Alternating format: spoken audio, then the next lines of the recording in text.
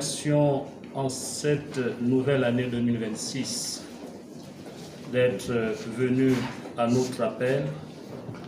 Nous vous souhaitons déjà une bonne et heureuse année. Nos vœux de santé, de reportage. Le SNEC UOB tenait à passer une information, ou du moins à échanger avec l'opinion par votre canal, pour passer un certain nombre d'informations et donner sa position par rapport au contexte actuel. Le SNEC UOB tenait à se prononcer par rapport au contexte actuel. Et la lecture du procès verbal de son assemblée générale tenue le 16 janvier 2026 en est le prétexte. Au sortir de cette assemblée générale, le SNEC UOB a déposé le procès verbal de l'assemblée générale au cabinet de M. le recteur. Le même procès verbal sera déposé au cabinet de M. le ministre de l'Enseignement supérieur et de la Recherche scientifique. Donc, je renouvelle les remerciements du SNEC UOB déjà fait par mon secrétaire général, le docteur Georges Mbeng de Mezo. Je m'en vais de ce pas vous donner lecture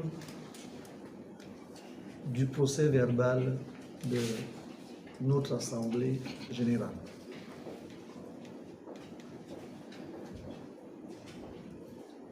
Procès verbal de l'Assemblée générale du SNEC UOB. Le vendredi 16 janvier de l'an 2026 s'est tenu à partir de 11h50 dans la salle de licence 2 du département des lettres modernes une assemblée générale du SNEC UOB dont l'ordre du jour était le suivant. Premier point, information. Deuxième point, régularisation des situations administratives et financières. Troisième point, paiement des rappels, des vacations, pardon. C'est un lapsus révélateur en plus. Paiement des vacations. Troisième point, les postes vacants à l'université Omar Bongo. Quatrième point, l'Institut des langues et le port d'uniforme à la faculté des sciences. Sixième point, divers. Sur le premier point, 3 informations ont été données à l'Assemblée, notamment le compte rendu de la réunion du mercredi 14 janvier 2026, présidée par Monsieur le ministre de l'Enseignement supérieur. Les démarches relatives à l'ouverture de comptes dans une banque commerciale et le renouvellement des cartes d'adhésion des membres du SNEC UOB et des cartes professionnelles de l'ensemble du personnel de l'université Omar Bongo. Concernant la régularisation des situations administratives et financières, après plusieurs échanges et après avoir apprécié le volontarisme du nouveau ministre de tutelle, le professeur Charles-Edgar Mombo, dans la mise en place des commissions tripartites, l'Assemblée a exigé que celles-ci soient mises en place de façon urgente afin d'éviter la situation du ministère de l'Éducation nationale. Quant au paiement des vacations, l'Assemblée a d'abord procédé à l'état des lieux des impayés. Il s'agit notamment de 464 937 832 francs CFA pour les 2 semestres de l'année 2022-2023. et 567 696 932 francs CFA pour le second semestre de l'année 2024-2025. Et à l'unanimité des membres présents, l'Assemblée a décidé de donner un délai d'1 semaine aux autorités de l'université pour apurer la dette dans sa totalité, en se réservant le droit de rentrer en grève à l'expiration de ce délai.